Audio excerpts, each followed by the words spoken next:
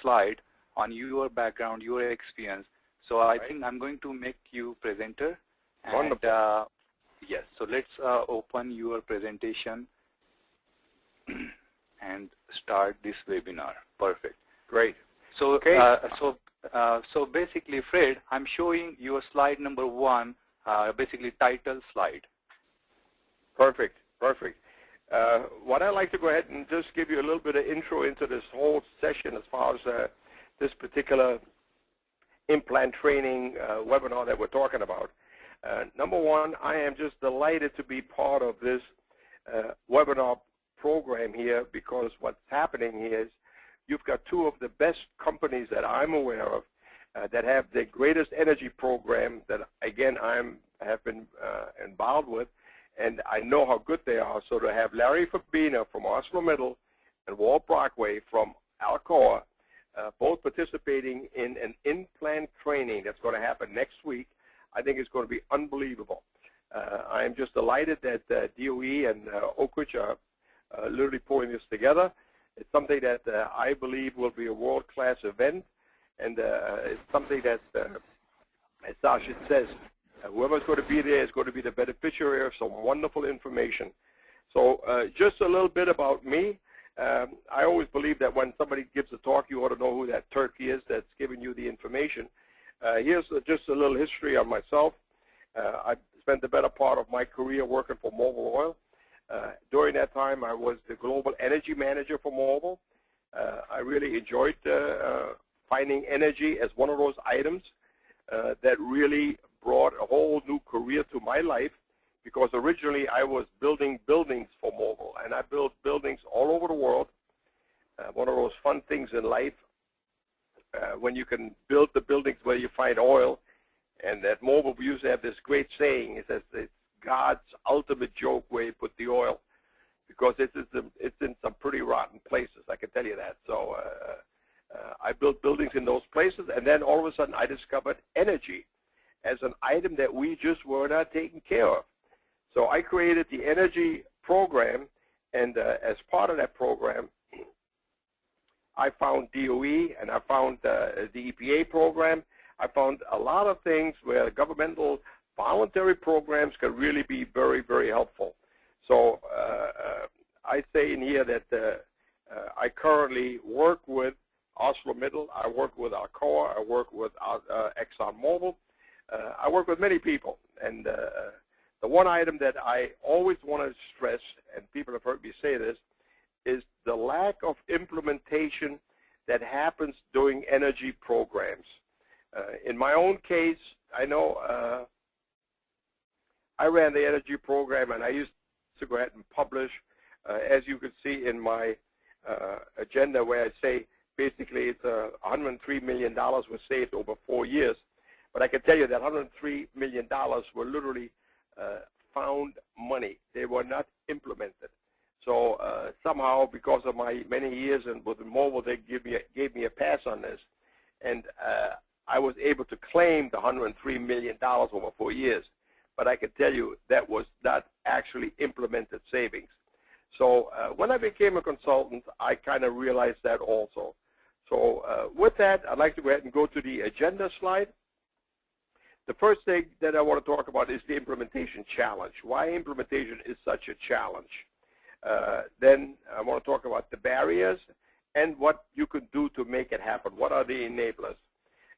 An implementation strategy I'm going to talk about, rewarding implementation, and then the pride that we're going to unveil again at this implant training is the actual new implementation guidebook that we will have available for everybody that is coming to the implant training in Cleveland.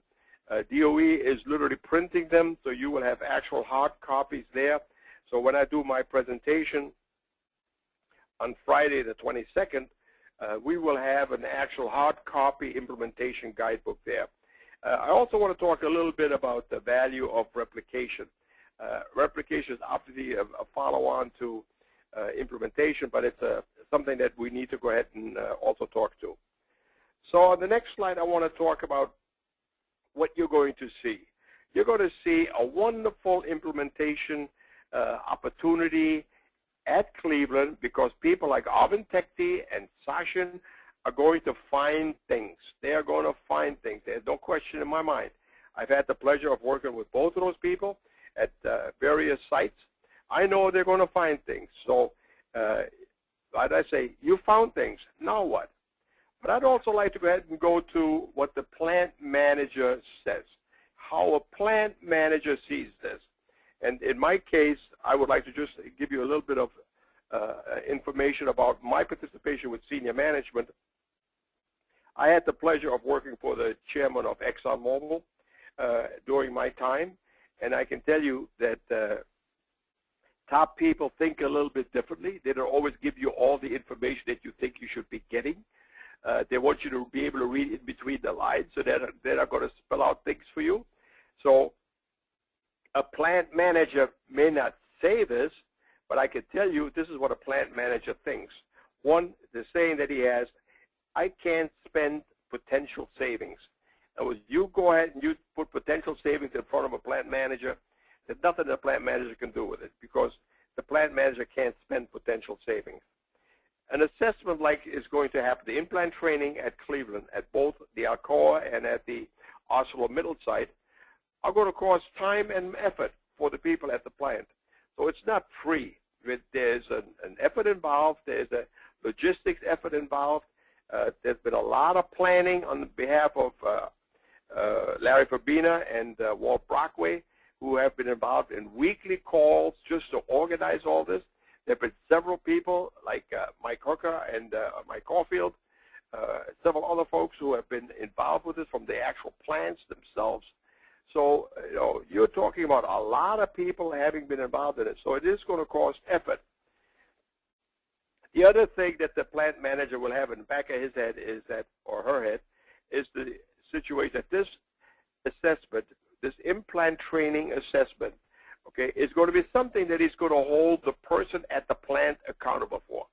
In other words, you've talked me into doing this, and now I'm going to go ahead and approve you doing it, and you will have done it, but I will want results.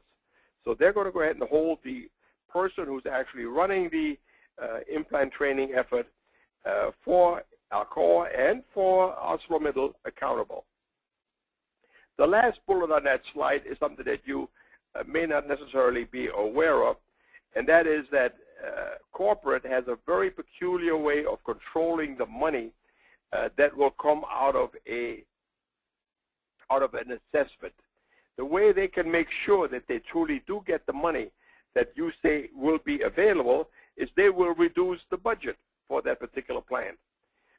And that is one way I say that corporate will seize the money identified, which is one reason why it's so important to have the information that will come out of an implant training until it is totally verified by the plant be kept confidential.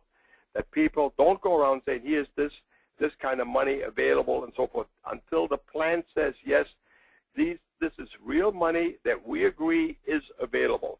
That's a very important item. On the next slide, I'll talk a little bit about the implementation and the lack of focus. Up until now, implementation has never been part of an assessment focus.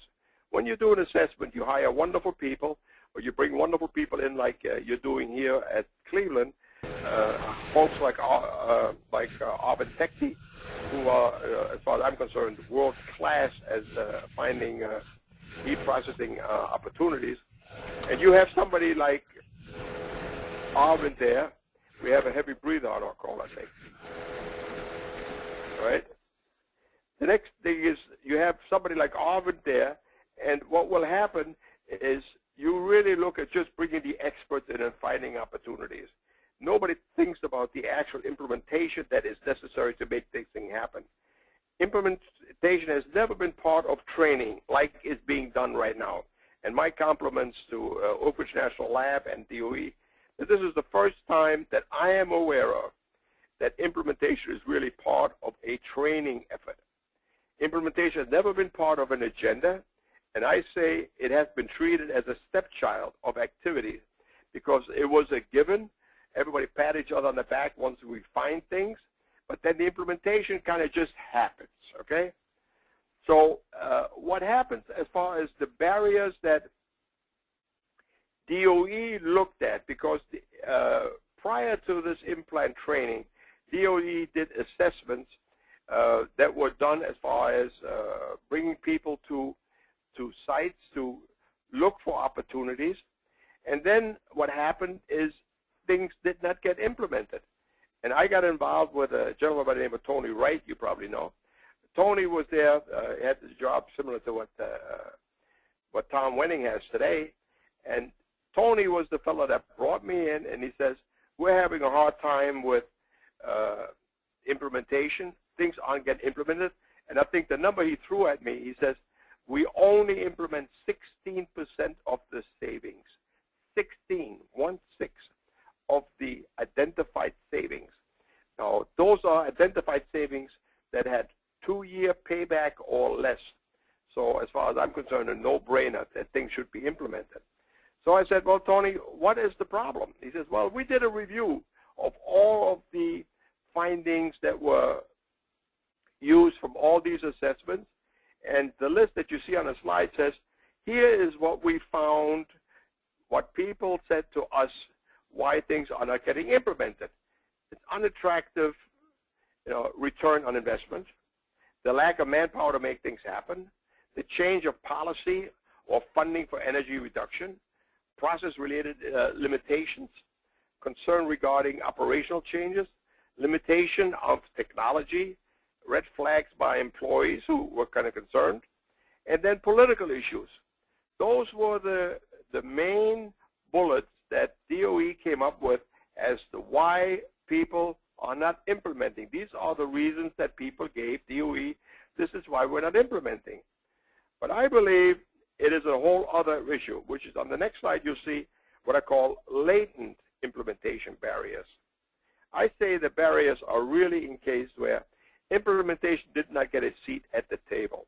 If you never talk about implementation up front and make it part of the overall program, it just is not going to go ahead and happen. That is just the way I see it, and that is just the way I see the overall lack of having implementation literally be recognized. The case was not made for the benefits of implementation. If you don't go ahead and let people know up front, here's the situation that will make things happen easier for implementation, then it's never going to happen. And the failure to implement was never understood by the stakeholders. So what I'm saying on the next slide is implementation enablers. Here are some, what I consider, enablers to make implementation happen. And some very basic things and some things that you may or may not be aware of. By the way, before I go further, I just want to let you know that these slides that I'm talking from are going to be made available to you. And I encourage you to steal as much as you can from these slides. Anything that you think will be worthwhile in your career or the message that you're trying to give to management or your team, use these slides. And one of my favorite expressions is plagiarism saves time. So if you go ahead and steal my things, you just go ahead and do it. Not a problem. Okay? Now, the number one enabler that I believe is you've got to go ahead and you've got to sell the benefits of implementation. And this is one of those golden rules of selling. Anything that is sold has this golden rule or something that says, lead with benefits, do not lead with features. Unfortunately, technical people have the real need to go ahead and explain features. And there's that old joke, if I ask you what time it is, you tell me how to build a watch. What you want to do is let people be aware of the benefits. That's how people sell. When people sell you a car, they don't talk about the heartaches you're going to have with the mortgage or the payments or the potential gas situation or the inability to get a parking space and all these other good things that come with owning a car. No, they talk about the wonderful fun you'll have owning a vehicle that does 0 to 60 in 4 seconds, that can go ahead and do all these wonderful things for you, make you look good for your fellow compatriots as far as, here's, look at what a nice car I have, etc. But they always tell you the benefits first. never start off with features. And that goes the same way when you're selling implementation. You want to speak dollars when you're quantifying opportunities. Never talk about anything else other than dollars. Dollars is the reason for companies to be. This is Alcoa and ArcelorMittal. The reason for those companies to be is to make money. It is not to go ahead and have an energy program or do any other things that you think might be important. At the end of the day, it is to make money. So speak money. Make the site leader accountable. This is another wonderful enabler. Make the site leader accountable. That person, again, who is there as far as the implant training and who's running the logistics of getting people into the plant and getting Arvintecti in and other experts around, make that person responsible. That person is accountable for the plant assessment. He certainly is the owner. He's responsible for the implementation. And also, the performance is determined by implementation, not identified opportunities. Getting back to this, it is the implementation. Now, the next slide is a slide that I use as a real eye-opener for me personally. As I told you, my experience with mobile was one where I kind of sold my savings that were identified as real savings, and I kind of got away with it. Then when I became a consultant and I did very similar things, and during this one company's senior management presentation, we went ahead and we put up a slide, very simply, that what you see here, the slide showed identified savings of $80 million, and this $80 million was something that was identified over a 4-year period, and the actual savings that were identified were 2-year payback or less. Now, this is a real case. I know there are people on the call who literally know exactly what I'm talking about because they've been part of the overall effort that I'm discussing. The next thing what happened is we showed the implemented savings. Okay, when people ask us, well, how much has really been implemented? So at the end of the day, we showed implementation. And implementation in this case is that lower line, and you see it's only $18 million over 4 years. So this person had a great line. This was a senior manager from this company. Had a wonderful line. He says, you did not cash the check. You left $62 million on the table. That was such a profound wake-up call for me personally that I recognized that this particular company that I worked with, that we stopped all assessments and went after looking why are things not implemented, because I consider this, as I say on the top of the slide, it's a career trap. Because if management hears that you left $62 million on the table, that's not going to help your career go north. So it's one of these things where people recognize the fact that we got to do something with it. So this particular thing was my wake-up call. So the next thing I want to talk about is the implementation helpers. What you want to understand, very simply, is you want to understand how the site uses energy. You want to be able to use that in information, and particularly you want to use it if you develop an elevator speech. Now, I'm sure you've heard that expression. Elevator speeches are one of the most powerful things that you can develop. If one thing that I learned during my energy efficiency career at Mobile, it's different than building a project. It's different than building a building. When you build a building, you got a budget, and you got a time, and you go ahead and you basically tell your mother to keep any one of those two things in place. Schedule and budget. That's all you worry about with a project as far as building any kind of building. The next thing is when you're selling something like an energy program, like implementation of an energy program, you want to be able to get the right message to management. And an elevator speech is nothing more than a one-liner that tells people something that's going on. And it's a great way to sell. In my case, I heard, for example, Alcoa had a great elevator speech that Walt Brockway used. He came back from Brazil, and during his assessment at a plant in Brazil, they found air compressors, that they literally shut off. So by the time he came back to Knoxville, he had saved $2 million by shutting off the air compressors. That's a wonderful speech. Hey, I just came back from Brazil, worked with the people there. Everything is great. And by the way, we just shut off air compressors, and we saved $2 million even before the assessment was finished. That is a great elevator speech. And like most things, when you talk about any kind of presentation like an elevator speech, give credit to others. Give credit to others.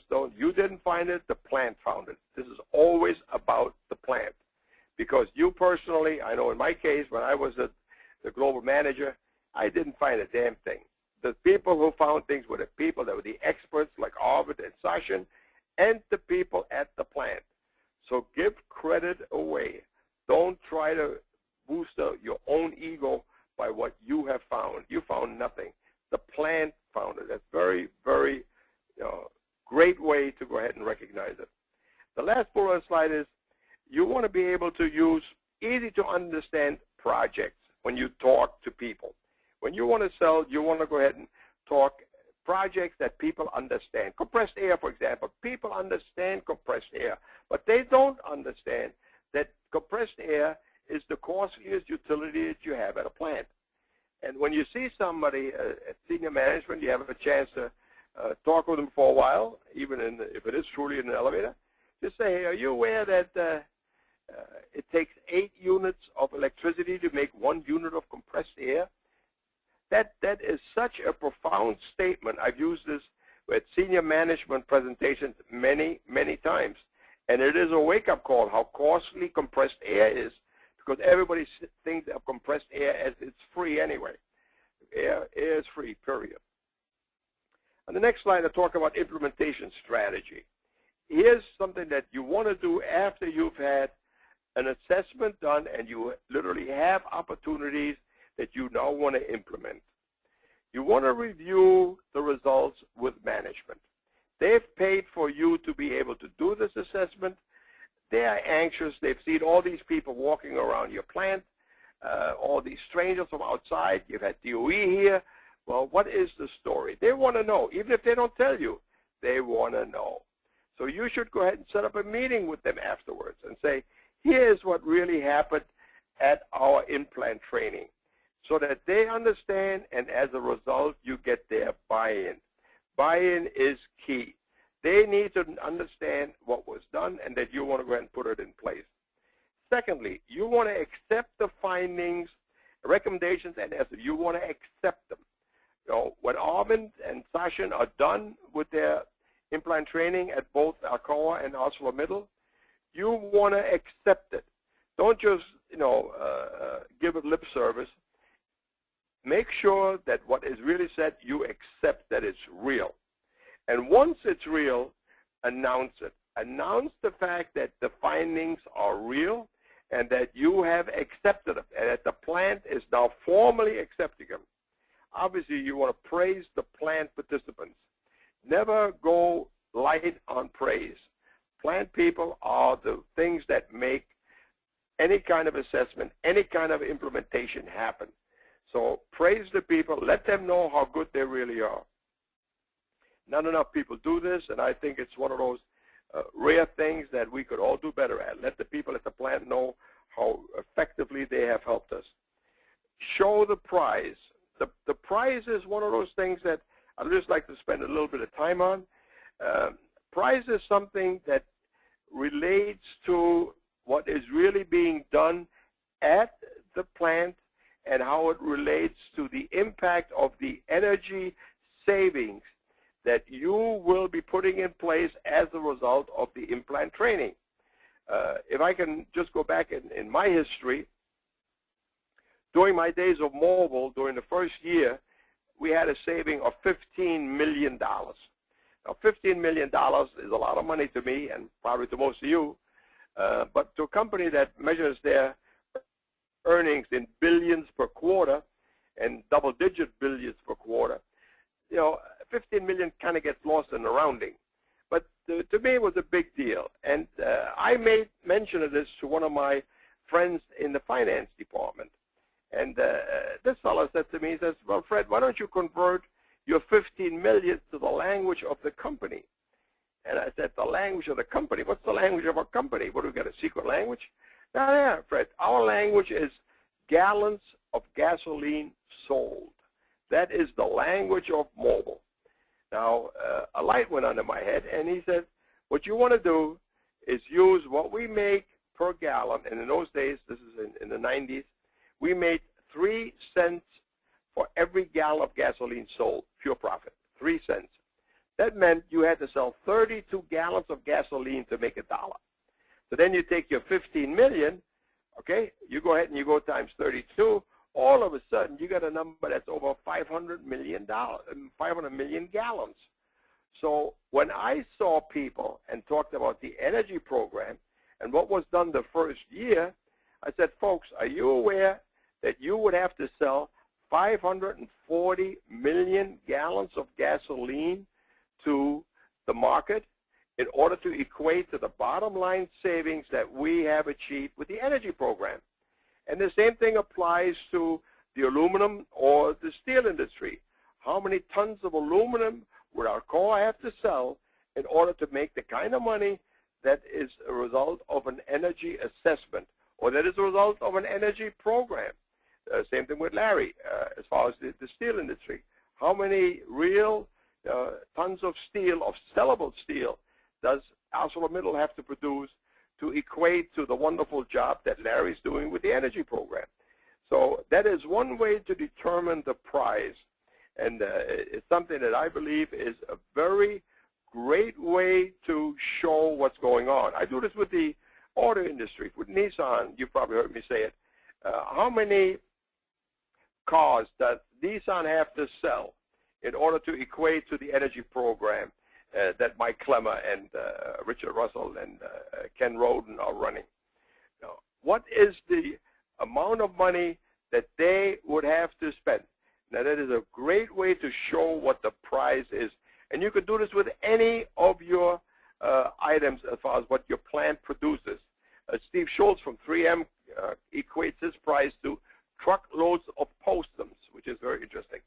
So how many truckloads of postums does he have to sell in order to equate to the energy program? Okay? Now, the next bullet is assign and publicize accountability. That, again, I'll come back to this several times. That is so important that you want to publicize and you want to assign accountability. You want to educate the staff to facilitate implementation. Let people be aware of what is really going on as far as implementation. You want to be flexible. You want to encourage any kind of modification because things change. And again, you're a facilitator. The plant is the real reason for being. You want to make sure that the plant gets things in their way that they can understand. And the last bullet, I really believe, is a key to any kind of assessment or any kind of finding of solutions to a problem. When you want to go ahead and let the people at a plant feel good, celebrate what they're doing right. In other words, celebrate best practices. Whenever I personally run an assessment with my business where I do assessments for ExxonMobil and a lot of other people, when I do an assessment and I have experts like Arvind Tekti there, I say, folks, I tell you what, I want from each one of you to find me one best practice, something that this plant is doing that is outstanding, that you in your expert judgment believe is a best practice. That is so powerful. And you tell me, and when we do our closeout meeting, we're not just going to talk about the things that we have found. We're also going to talk about the things that we have found that are best practices. Not just the opportunities for improvement, but what you're doing already and what you're doing really well. This could be as simple as metering of the plant or whatever. There always can be something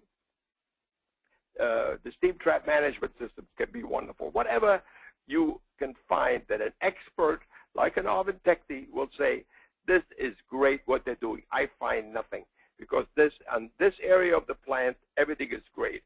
Let people be aware that a best practice is already in place at the site, and especially when you do this at a closeout meeting at the end of the assessment, as you will see when Arvind speaks on Friday morning, he's going to talk about things that were found, things that he talks about that were found that are great, especially when the plant manager is sitting there, and you give credit to the plant people for having done something excellent. It is a wonderful, wonderful opportunity. Now, the next slide talks about implementation aids. And here's one where funding is a question that you always have. Now, Larry Fabina is one that is an absolute genius at finding ways of what I call OPM, other people's money. Larry is a person that can find initiatives and wonderful incentives. I know DOE did some great work with him on the boiler. He did some great work on the variable speed drives where he used incentive money. So this is an area where you want to get the better buildings, better plants, TAMs, the technical account manager, to help you, so that you can literally find funding opportunities. You want to go ahead and assign owners for each recommended action. There's nothing like having a real owner that is participating in an actual action that has his name next to it. If you have his name next to it, it makes all the difference in the world. If you have no name next to it, it's just going to happen. I keep saying, a young man by the name of Jacques Dufault, the Dufault guys are going to go ahead and handle it then. You want to go ahead and be in a situation where you have a name next to some activity, and this person feels that this is something that I need to go ahead and get done, and this is something that I will be held accountable for. To me, that is an absolute great way to go forward. What I wanted to go ahead and to the next item is the completion guide. You cannot go anywhere without having a by when date. When will something happen? To me, a by when date is as important as to have a person that is accountable for the actual activity. You want to have an owner, and you want to have a by when date. Those are the two of the simplest things that you want to have. And what I believe the most mandatory things. If you don't have an owner next to an action, and if you don't have a date when it's going to be completed, you're just going by a wish list. And that old expression, trust is great, control is better. If you go ahead and just trust somebody to go ahead and do an action, you want to go ahead and you want to put some control on it, and you do that by giving it to a person who now knows that that he or she will be held accountable for it, and a by when date. Now, the next slide I want to talk about an implementation tracking tool. Now, this tool was something that was developed as part of the implementation guide that we're going to go ahead and talk about later on in this presentation. Also, this guide will be made available to you. I can tell you that everything in the guide had real people participating in it, just like this tool. This tracking tool was something that came from Steve Schultz, the 3M Global Energy Manager. This is his tool. And when we developed the implementation guide, I went to a lot of very powerful people in the country and said, folks, this should not just be a guide that's put together by a bunch of consultants sitting in a closet. This should be real world people putting something together that works. And people like Walt Brockway and Larry Fabina helped us put this program, helped us put this guide together. And as part of it, I've got a couple of tools that I want to show you that are part of the actual guide. Now, these tools are all very easy to use, and you could go ahead and obviously use them during your assessment where you literally keep track of what is going on at a particular plant. Now, in this case, again, this is a very simple. I like one page. This is a one-page tool. The plant is St. Louis. The division is the glass division. It's automotive. And then the project description is reduced pressure. And then you got the owner, Paul Owner. That is the key thing. Without Paul Owner, you got nothing. So Paul Owner is the person that's responsible for this project. And what is the technology? In this case, it's compressed air. Now, when you look at the actual drop-down menu that's part of your of the actual tool, you could see it on the left side. It's got the technology, it's boilers, chillers, compressed air, HVAC, lighting, process, or other. And then you go to the next item, and Steve does this purely to keep track of where his biggest findings are and where the biggest bucks are that he's implementing. The annual savings estimate, obviously a dollar number there. The next thing is the cost to implement estimate. And then the implementation status, my favorite column. The implementation status is very simple. Again, you go to the drop-down menu, and you've got identified, being evaluated, planned, implemented, on hold, or it's been dropped. Then you go to the funding status, also a very powerful area that everybody can look at what is going on with that particular project. And in this case here, no funding needed. It's for this particular project. And you look at the drop-down menu again, you got funding status, not ready for funding, funding requested, funding approved, funding denied, or no funding needed, as it is for this project here that Paul Owner is running for us.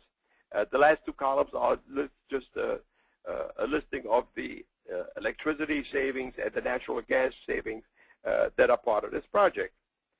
Okay? We go to our next slide. I want to just make you aware of some very simple tactics that go on during a implementation opportunity. You want to go ahead and focus on big ticket items. If you have big ticket items that you literally have identified that people will listen to, okay, that is a great way to let people be aware here is where it is. Now, in your case, you're going to have a lot of issues with heaters that Harvard is going to be looking at. I think it's going to be a great opportunity to go ahead and use that during any of your discussions, any of the follow-up meetings that you have. You don't have time to go through a laundry list of 20 items. Pick out one or two just for impact. Just let senior management be aware. These are the ticket items that we are looking at, and it's just great. You want to keep score. Now, I'm going to show you the Better Buildings Better Plants program. We allowed me to go ahead and develop what I call a thermometer graph, and I will show that to you, which is another tool that comes out of the implementation guide. You want to report your progress to plant management, and I believe it should be on a weekly basis, and you should be participating in weekly plant operating meetings anyway. This is, to me, is one of those things there. I believe folks like Toyota have a great program where every Monday morning the energy person from that plant reports to plant management what's going on with the plant and what's going on with energy. This happens at an 8:40 meeting, and why is it 8:40? Because it happens at 8:40 in the morning. So, and it's a stand-up meeting in one room that's full of nothing but KPIs and wonderful metrics that show what's going on at the plant. But it is a meeting that is, like I said, a pure stand-up meeting. And it's a meeting that lasts for, what, 20 minutes? And everybody takes a turn. On Monday at 8:40, it's the energy people. And you could have other folks, obviously, during other times. But every Monday morning at 8:40 at the Georgetown plant, I've been there, they conduct that meeting. It's very, very effective. The next tool that I want to show you is the implementation scorecard. Again, this is a real tool that came from a real project management person, which is Brad Runda. Now, most of you probably know Brad Runda. Brad Runda developed this tool while he was at St. Gobain. did a great job with this, and while he was at St. Cobain, I asked him to participate in putting the guide together with us.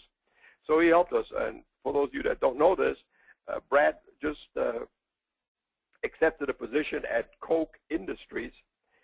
He is now the Global Energy Manager for Koch Industries, and is doing extremely well. And still somebody I keep very close in touch with, and he's about to become part of the Better Building, Better Plants program also. So we will not lose Brad. We're just going to gain a person with more power than he had before.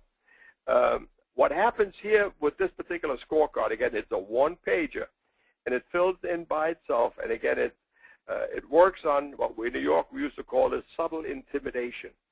Subtle intimidation means green is on time, yellow is grace period or caution, and red, you're behind, you're late. So nobody wants to go ahead and have a project description, especially with a project manager listed. In this case, it's Joe Blow. Joe Blow does not want to have his name on a scorecard that has red on it.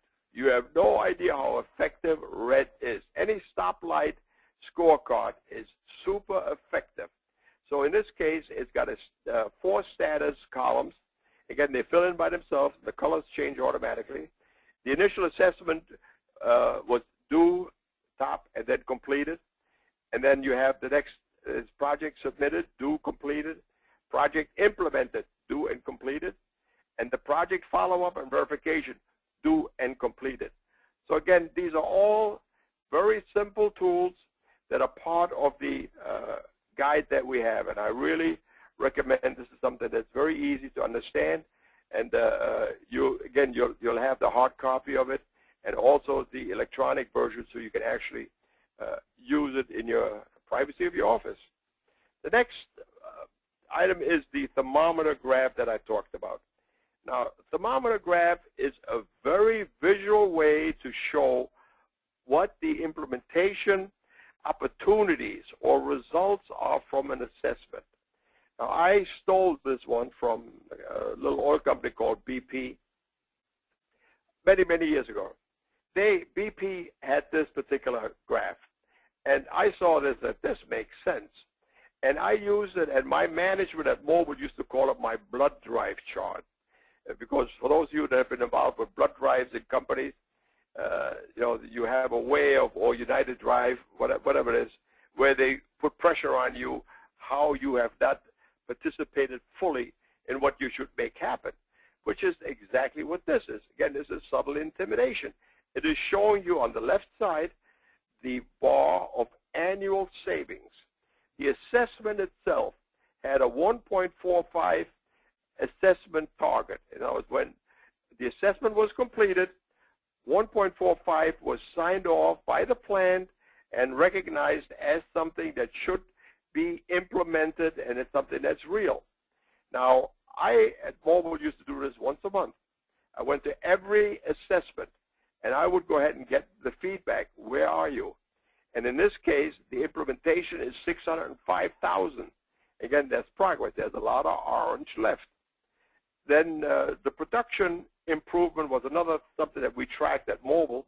For example, if you look at process cooling in a chemical plant, a degree of cooling water, if you can literally lower the cooling water in a chemical plant by 1 degree, tremendous opportunity in production improvement. So what we use to track is the production improvement that were there as a result of the assessment. So in this case, we identified $710,000, and 55,000 had been implemented at that time. The one-time savings are something that you just stumble on literally while you're doing an assessment. And the one example that I think of mostly is whenever we came to an assessment and we found opportunities with taxation, where for whatever reason the plant had been overtaxed, and we could find a way to go ahead and reduce it. So that's a one-time savings, but that's really what that is. Okay. Now, I believe in rewarding. Rewarding is a good thing. and you should reward accomplishments. And I say dollars always work. At the end of the day, dollars is what makes things happen. So you want to go ahead and some of the folks that I deal with have literally started programs where results are rewarded in dollars, where literally people get the opportunity to participate in some of the savings, which is great. You want to have notes from stakeholders, such as the DOE or any other internal senior management, with letters that go to the various people at a plant or certificate. I'll show you one. The next one that I talk about is the 100% completion award. The 100% completion award is a key opportunity to show people that you appreciate what they've done, and they've got 100% completed of the actual work that was identified as a result of the assessment. My last bullet is one of my giveaways as far as single liners that I really like is sell your accomplishments, but sell with facts. Most technical people do not do the selling part. And it's something that Sasha and I always talk about is the genetic defect that technical people have, which is the inability to sell. You want to sell, because if you don't sell the good things that you have done, I can tell you that there are other people out there, and for my many years with senior management, I can tell you there are many, many companies and consultants and other that go around in ways, Enron was great at this, to go ahead and go to senior management and hand them a line of something what could be done if they only brought in them and got rid of the in-house people, because the in-house people are captive people anyway that never really get any outside information, and you could do so much better with having outsiders running this operation for you. So unless you've had the opportunity to sell your program to senior management and that they know for sure that what you're doing is fantastic, you will never, ever, ever be able to fight somebody that comes to see your senior management during a cocktail party or other areas where you are not present, to hand them a line of, hey, I could go ahead and do this. For example, Enron put a $50 million check on the table when they literally wanted to take over the operation for Chase Manhattan Bank. I know this for a fact because the person that ran that program was and is a dear friend of mine. So this is how people sell. You want to be able to let your management know that you run a great program. And how do you do that? By giving credit to the plants. Show them what the plants are doing, and the fact that you're working with the plants also helps.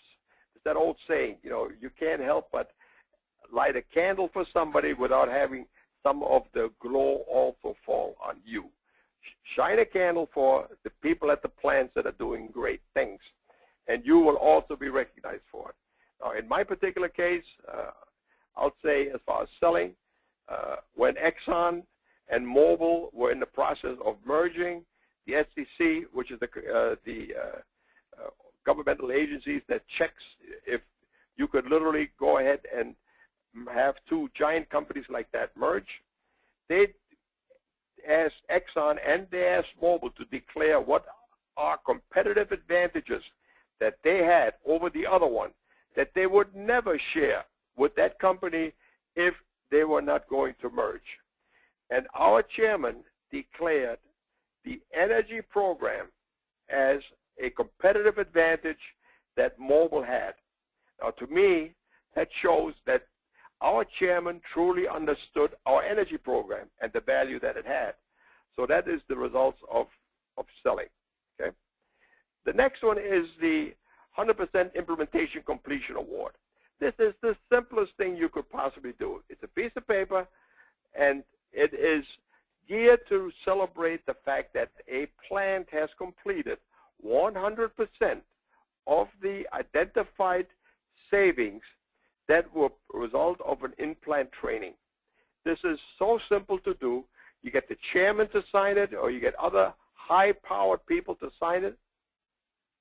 You give it to the plant manager. The plant manager gives it to the people at the site, everybody wins. It's a wonderful, wonderful tool.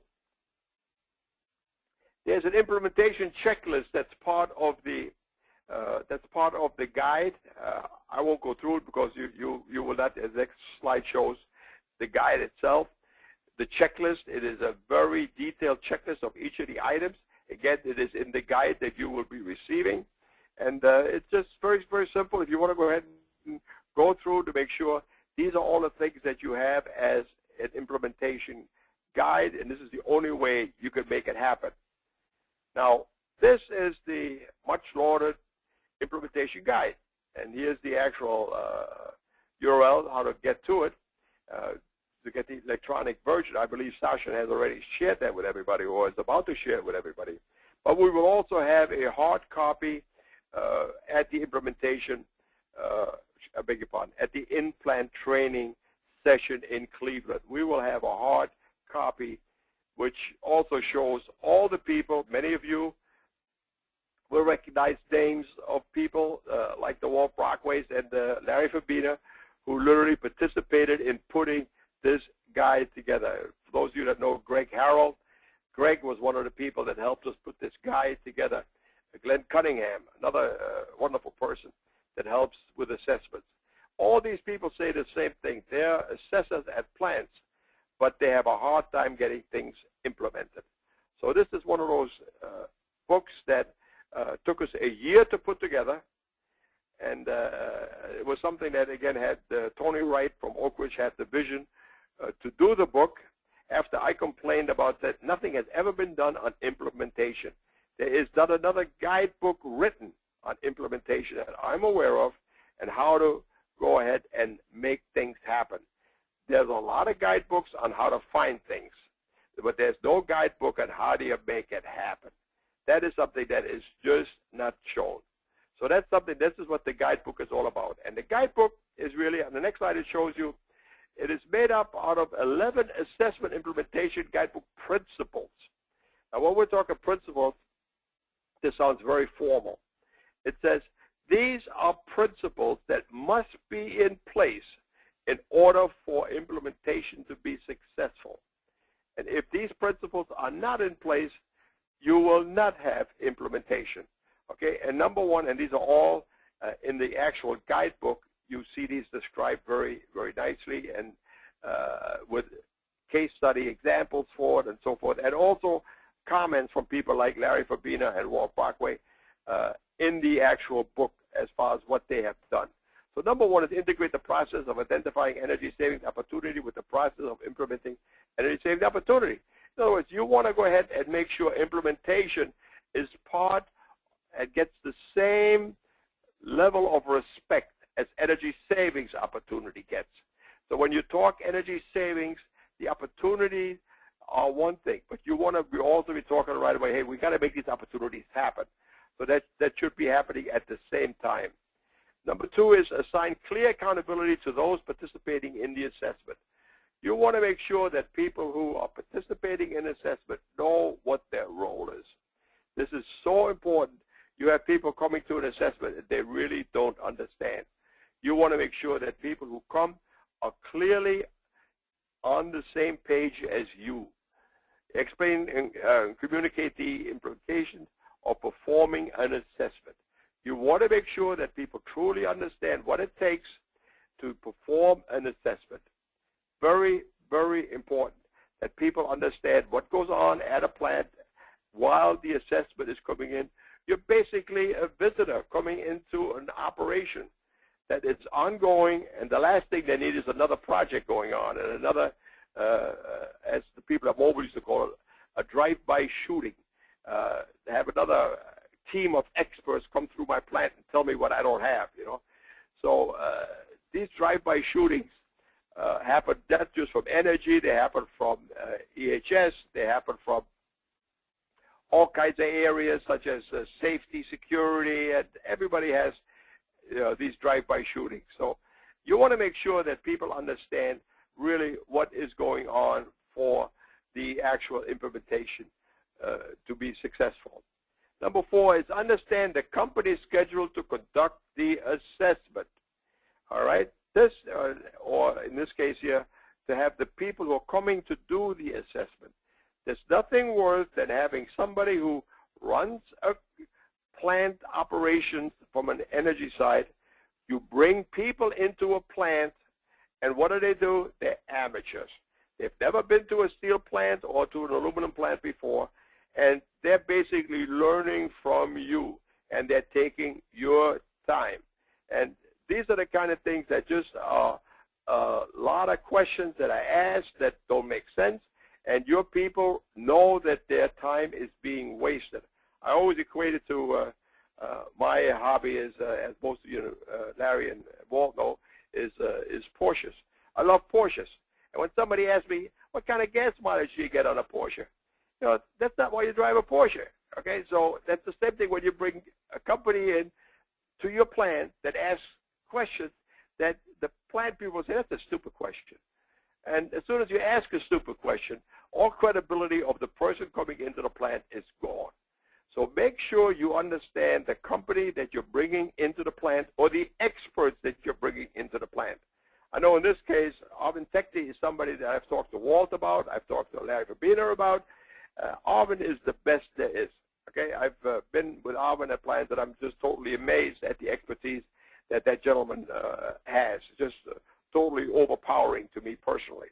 Just absolutely wonderful. The next thing here is number 5 is from my own personal experience, is perform an assessment only if the plant welcomes it and demonstrates its commitment to implementation. In other words, if a plant does not want you to come into the plant, I can tell you, number 1, it's not going to be any fun for you to be at the plant. Number 2, the chances of getting something implemented that you have found are pretty much 0. So I had a saying at Mobile, I only go where I'm loved. I want to go to a plant where I am going to be welcomed. And you want to make sure, like in this case here, I know both plants in Cleveland have welcomed this in-plant training, and that's why it's going to be successful, because you people ask these people to come in. The fact that you're participating in a little webinar here now shows you the interest that you have in making this happen. So therefore, there is real willingness to make things happen. That is so important for an assessment to be successful. It is not somebody coming in doing an audit of your assessment. I hate that word. To have an audit done of your assessment. Audit has an indication that something is being done wrong. You know, nobody does anything wrong. Nobody goes to work at a plant with the intention of doing a lousy job. That just doesn't happen.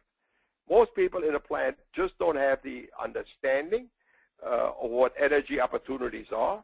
They haven't had the necessary training, and in a lot of cases, also manpower. When you have a shortage of manpower, it gets to be what I say, when you have a shortage of manpower, routine becomes your friend. So in other words, you don't want to go ahead and look at new things when you don't have enough manpower to handle the things that you got already.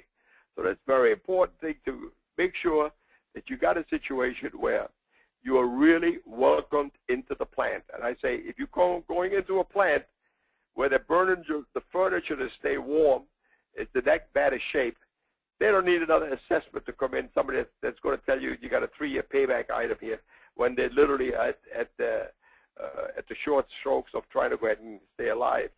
So it's very important to make sure that you are truly welcomed. Number 6 is organize assessment logistics to promote a successful identification process for opportunity. And what that means is the logistics are very important at your plant, just like the effort that has been done here by Oak Ridge to make sure that we had meetings once a week. We talked about how do we get around the plant? How do we have transportation handled? What hotels do we stay at? Okay, those are questions. What kind of safety shoes are required? All these things are super important. You can't just show up a plant without having this logistics done. And unfortunately, I can tell you, in my case, the first assessment I ever did for mobile, I did 0 in-plant training logistic zero. And we just showed up at a plant, and it was terrible what we did. And it took us an entire day to get through that. In this case, I know when the people show up in Cleveland, the logistics are in place so that you could literally have a successful implant training. Now, number 7, employ an assessment process that moves smoothly from identifying to implementation opportunities. In other words, you don't want to just drop things and then pick it up again 3 months later. You want to go ahead and maintain the opportunities for implementation, that they are there and that they are recognized that they are part of a sequence. Number 8, maintains continued momentum for the assessment to be implementation of approved energy-saving project. Again, you don't want to go ahead and be in a situation where you drop something for a while and then pick it up again 2 years from now. Just not going to happen. You want to go ahead and make sure, even before the assessment is completed, that the people that are involved with the teams that are going around and understanding the opportunities that are there, those people that are part of that team should be recognizing that they are also going to be part of the team that's going to be involved with the implementation. That is a very good way to say, hey, you're involved with this team, and I'm probably going to look for you to go ahead and help make implementation happen. Number 9 is quantify energy-saving benefits from assessment. Again, money. You want to make sure that the savings, the dollars, are truly, truly identified. That you have a situation where everybody knows these are the benefits in real dollars. Okay, number 10, publicize successful implementation results and recognize employee contributions. That is again, the recognition of people who have helped is so important. And I don't know what's being done at this site, but I know there have been sites where Walt has given away T-shirts and other things for the actual assessment. But this is a great way to recognize what people are doing. Number 11, the last one. And this is the hardest one there is. Identify lessons learned to ensure success. This is something so that people know that literally that design systems for plants get the benefit of what has been done here. This is a very hard thing to do. I tried this at Mobile and I failed at it. I didn't get it done before I retired. This is something that is so key that you want to get done. I can tell you now, ExxonMobil has in their blue books has a particular item just purely for this. The lessons learned get incorporated in the new design for the new plants. And that is what this is all about. That's the key way. The next thing I'd like to just talk about replication just a little bit, what replication is all about. Again, the opening bullet, design one, build many. I stole that from ExxonMobil. That is literally what they use to make any kind of decision. They do pilot programs, and they go ahead and design one and build many. Another company I work with is Corning in New York. Corning, the young man that runs it, a fellow by the name of Pat Jackson. Pat Jackson has money to do pilot programs at plants. And he can go ahead and bring the money to these plants to do pilot programs. Or whatever is found at that plant is then incorporated in other plants, and it really works so that the other plants will then see the benefit and implement it. Pat Jackson does not provide the money to implement it again, but he does provide the money for the pilot programs, which is, I think, is the right way to go. You want to leverage your best practices. When you find wonderful things, like I'm sure you're going to find at the 2 plants in Cleveland, when you find best practice, you want to leverage them. You want to let people be aware of those best practices, something similar to what Walt Brockway does. Walt Brockway and his team issue best practices bulletins that go throughout the Alcoa system so that people are aware of the best practices that exist within the Alcoa system.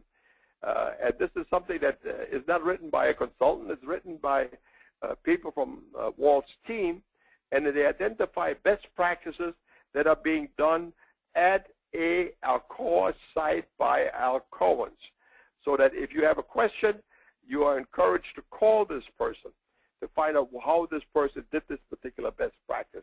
It is one of the cheapest ways and management loves this, by the way. Best practice sharing throughout a company is one of the cheapest ways to spread wonderful learning throughout a company. And I really encourage everybody to do that. I know Larry does quite a bit of this also. Link implementation and replication. Obviously, it's pretty hard to replicate something unless you've implemented. Don't replicate something unless it's been implemented. Make sure you've got a proven commodity here that you could really replicate.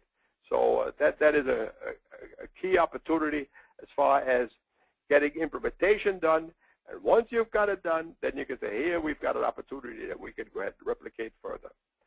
You want to adhere to company procedures.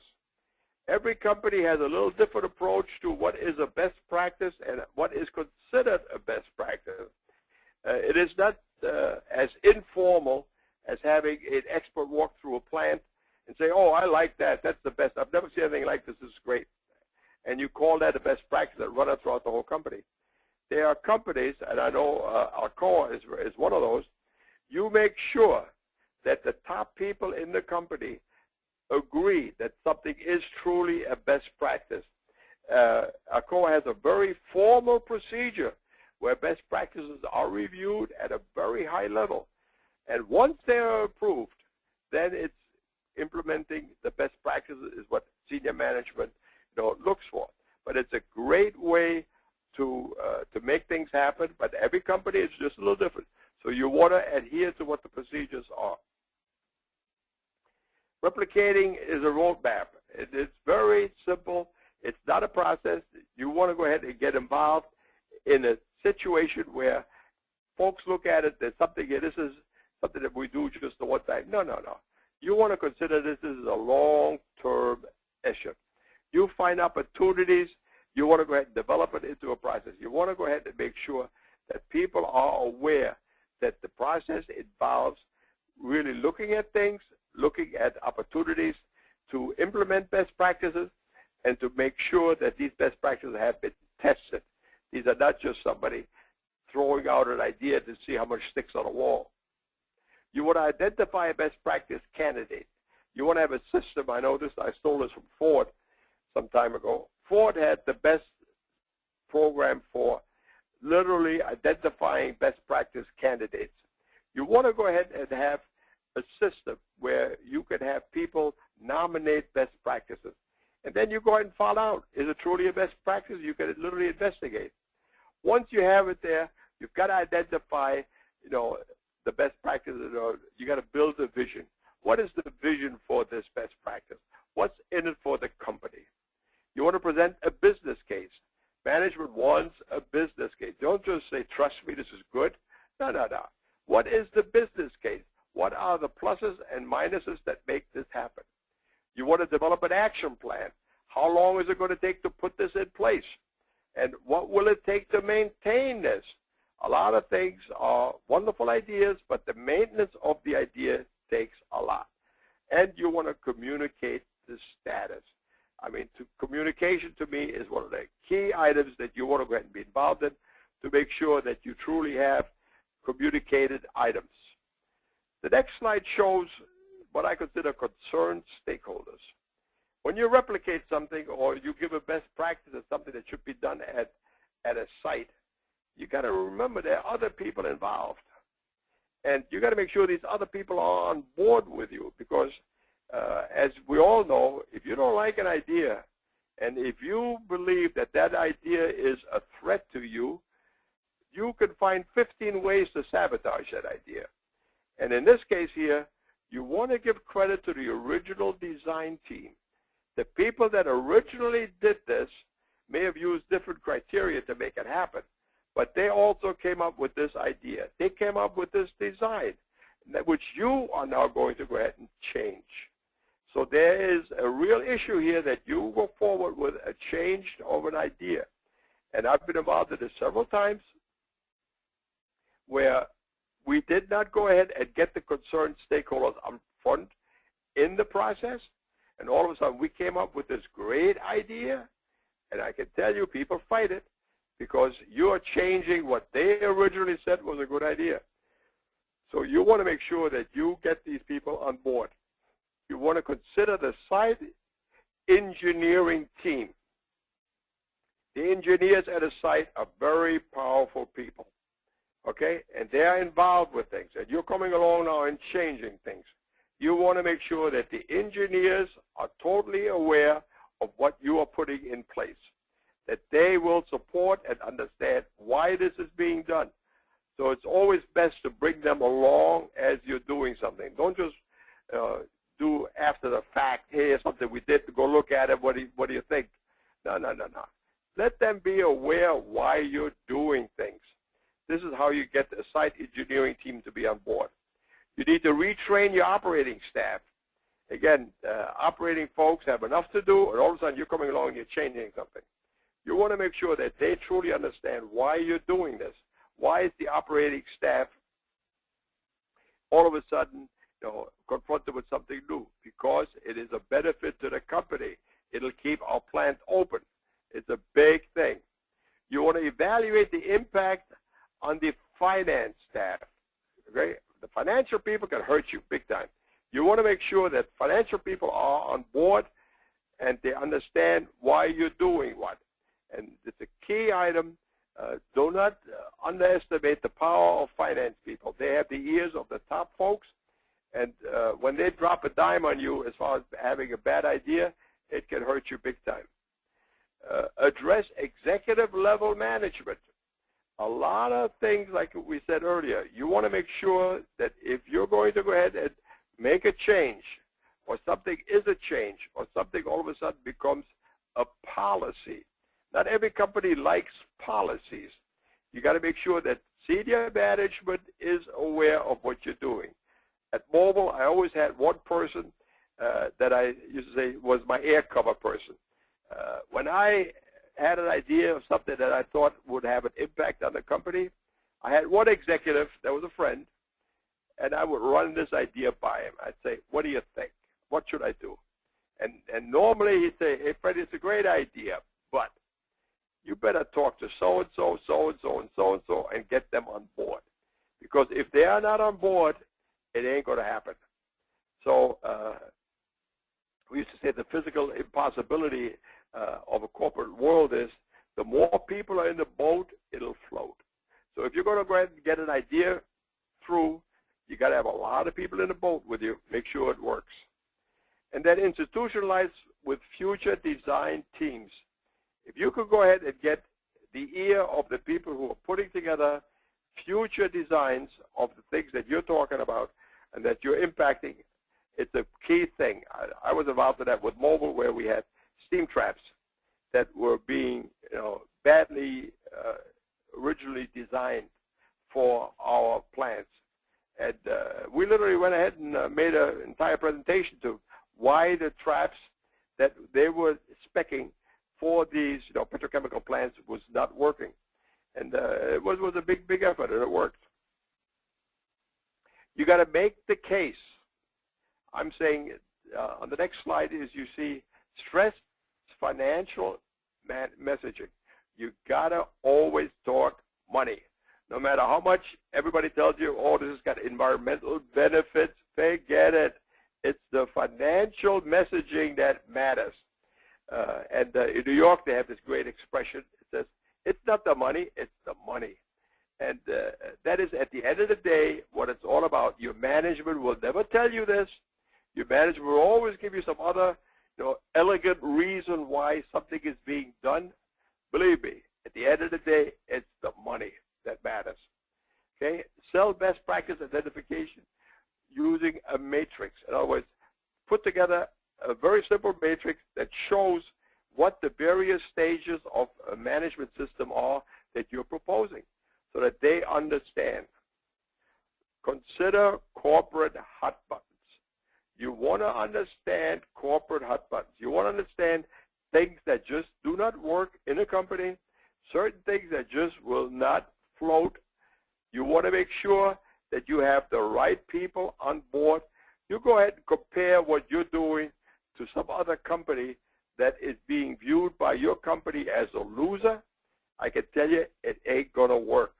The best way to do it is, I found, you find out the people that are on the board of your corporate board.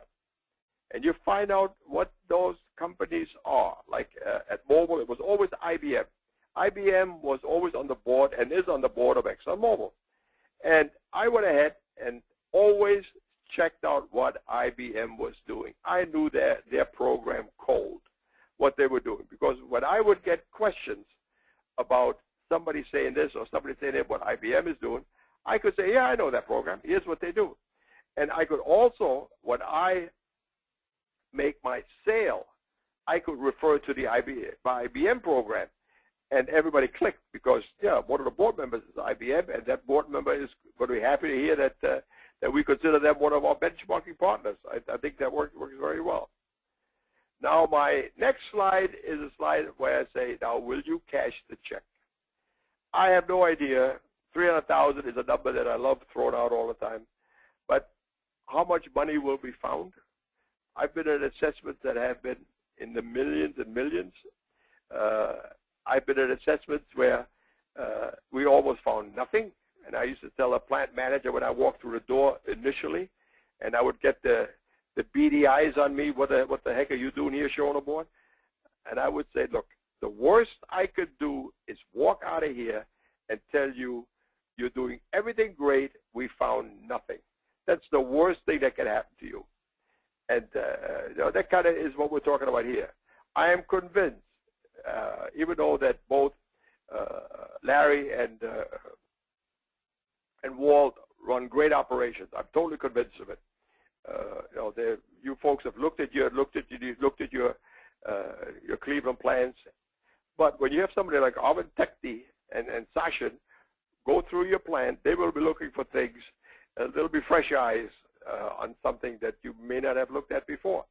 So I'm convinced there'll be a number, and I will insert that number for the 22nd presentation that'll happen on that Friday. So I'm looking forward to putting a wonderful number there. And hopefully your senior management will be at the presentation, and I can kind of let them be aware how much money is on the table and how much support they should be giving you to make implementation really happen. So with that, that's my last slide, and I thank you for listening to me all this time here, and hope you picked up some wisdom. And like I said, these slides are available to you. Use them, and they're not copyrighted any which way. They're not in any which way hard to duplicate. You can steal them all day long. I have no problem with that. To me, one of my fun things of life is to teach people all the things that I've learned over my years. So with that, Sachin, can we open it up for questions, or what would you like to do next, sir? Okay, that's actually wonderful. Actually, I know we went through your webinar. At least I actually attended your webinar, Fred, multiple times. And every time I actually attend your webinar, I get excited and so much energy. Now I just feel like I should go to some nearest plant here and then conduct some assessment or use all your knowledge. So thank you for all this information, and thank you for sharing all your experiences. So Great. This is definitely great. So we have one question, and that question is basically from Haldi Silva, and question is, what do you mean by red flags by employees? And I think there is one slide where you talk about implementation barriers, and one barrier is basically red flags by employees. So what do you mean by red flags? By what slide? I didn't get it. Sorry. What do you mean by red flags by employees? Oh, red flag. Oh, okay, red flag. Oh, red flag. I'm sorry, Helda, and I know Helda. Helda's a first class person. Helda, a red flag is an American term when somebody sees something wrong, and they right away throw a red flag up. They say, this is a problem. This is a problem. Without really looking at it, but they'll throw a red flag up.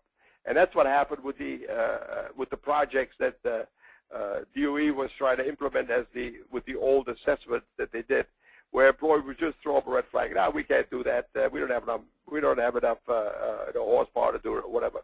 But that's what that means. The red flag means just an indication of a problem that they have that they see with the recommendation. Great.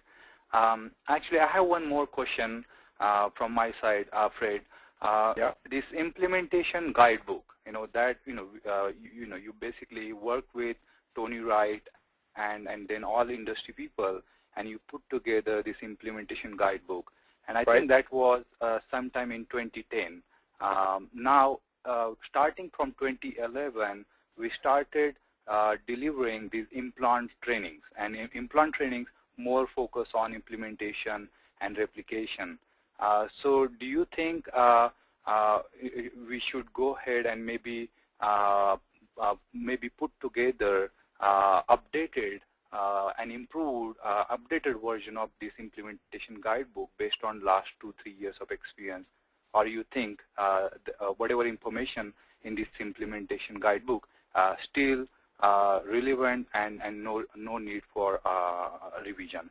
Well, I definitely believe it could be updated, particularly with the new terminology and the new names of operations and so forth. Sure, I mean, I think that anything can be, continuously be improved, and we have new teams here and there, and I think that they ought to go ahead and look at it and say, hey, how can we make it better? I've got no pride of authorship here. I think we should make this as good as we possibly can. But also, Sachin, where I thought you were going to go with this, is we should be looking at the implementation rate that has been going on with the Oak Ridge National Lab delivered implant training efforts, because I bet you it's more than 16% that what is being implemented than what was originally implemented. Right, and absolutely. In fact, one research article we just published, AC340 conference, and there we talked about this implementation rate and also replication, and definitely because of this implementation guidebook and because of all that effort, we are definitely seeing improved implementation rates. And of course, sample size is not enough, and hopefully maybe based on some additional implant training this year in FY 2014, we should be able to come up with some latest results. Right. So I think there is there are no other questions. So maybe I'm going to see if Larry and Walt are available, if they have any comments or maybe closing remarks. So Larry, are you there? Hey, Sachin, can you hear me? Yes, we hear you, Larry. So please go ahead. Yes. Yeah, I'm sorry. I had some problems with my microphone earlier. I think, Fred, I was the heavy breathing you heard, I think, after I got it fixed. But nevertheless, yeah, I'm anxious to see what we can get done next week. And I believe one of the things, on implementation is I truly believe don't let yourself be the one that stops a project. If you really, truly believe a project is worthwhile, push it up to someone higher and let them say no.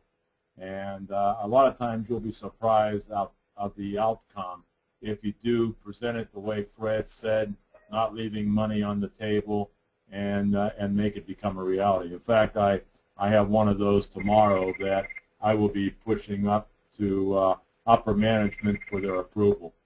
But nevertheless, no, I'm looking forward. Good job, Fred, as usual.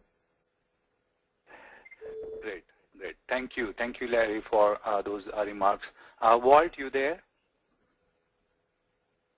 Yeah, I think Walt is probably having trouble with this mic or phone system. So I think one thing I just wanted to kind of talk about, two things. One, I'm going to send Fred's presentation and also recorded webinar to all the participants. So you will have his presentation as also recorded version of this webinar with you. And then second, I'm going to send a separate email, and in that email, I'm going to provide you documents like implant training agenda, and that implant training is going to start next week on Monday. And so I'm going to provide you, I'm going to send you this agenda, this Word version of this agenda, and then some additional documents like processing implant evaluation form, then directions and map to ArcelorMittal and Alcoa plants, and also implementation guidebook that Fred just mentioned in his presentation. That implementation guidebook is available on DOE website, but I'm going to send you electronic version of that guidebook. And then last but not least, fast tool download instructions. So this process heating assessment and survey tool, how to download that tool from DOE website, and then process heating source book, and also process heating assessment tip sheet. So I'm going to send you 2 separate emails, all those details. And then another important thing I wanted to cover. So Fred's today's webinar definitely very important webinar, and through preparation point of view, it was very important. But then along with this webinar, we will have actual session. So we will have keynote presentation by Fred on November 22nd. So this is last day of implant training. So we will have 1 hour session by Fred on actual November 22nd implant training, and that way you will get opportunity to meet Fred in person, and then ask him questions, and also get some guidance from him based on his experience, almost 30 years of experience. And so during this working lunch, you will get opportunity to actually meet Fred and talk with him and ask him questions. So that's that. And then last but not least, in this implant training agenda, 1, you will get details about day 5, then day 3 and day 4. But along with that, we have some bio sketches. So if you would like to basically get to know all these instructors and energy experts, all their bio sketches are on page number 3 of this implant training agenda. And then most important part on last, basically page number 4 of this implant training agenda, you will see PPE requirements. So for whatever instructions for all participants, please read these instructions carefully. Particularly if you are non-US citizen, there are some additional requirements. So please take care of these additional requirements as soon as possible. And then for each plant, like for example, ArcelorMittal plant and Alcoa plant, PPE requirements, safety requirements are different. These requirements are stringent, so make sure you follow these instructions carefully. Particularly Alcoa plant, metatarsal shoes are compulsory. So if you have these metatarsals with you, make sure you bring those during your visit to this Alcoa plant and also ArcelorMittal plant. So metatarsal shoes are important. Then non-US citizens, there are some additional requirements and some parking details. I'm going to share with you directions and map, but follow all these instructions. Read this agenda carefully so that you will be well prepared for this event. Anything else, Fred? Before we end this? Yeah. I don't know. Is Walt available? Walt Barkway? I know you had problems with his muting before. Yeah, actually, something is wrong with his phone system, or maybe something's wrong with this GoToWebinar tool on his computer. Got it. Yeah. Okay. Oh, I just want to say, Sasha, that I personally am nothing but excited about being part of the implant training. I've been a fan of implant training for a long while. As a matter of fact, you probably remember, Sasha, I was one of the champions that talked to the DOE management about needing something like an implant training, and you guys perfected it, so which is absolutely fantastic. I think it's become better than what I ever hoped it would be, and to have a session now at two of my favorite companies together, well, Alcoa and ArcelorMittal are going to go ahead and show each other and enhance each other. It's going to be just a world-class event. I mean, this is going to top anything that has been done in the years with the implant training. I'm totally convinced of it, and I'm just happy with the enthusiastic participation that we're getting from ArcelorMittal and from Alcoa. Many of my friends, I've been to many of the plants of both companies, and I just think it's to show America at its best. I really think it's fantastic. Great, great. So, Will, that ends our webinar. Again, thank you, Fred, for all this information and also for sharing your experience. Definitely very, very, very helpful. Also, thank you to all of you who participated. We are glad you could join us, and hope this session was helpful for you. Just a reminder, I will be sending you evaluation forms. I will be sending you implant training agenda. So expect at least 2 emails with all possible details.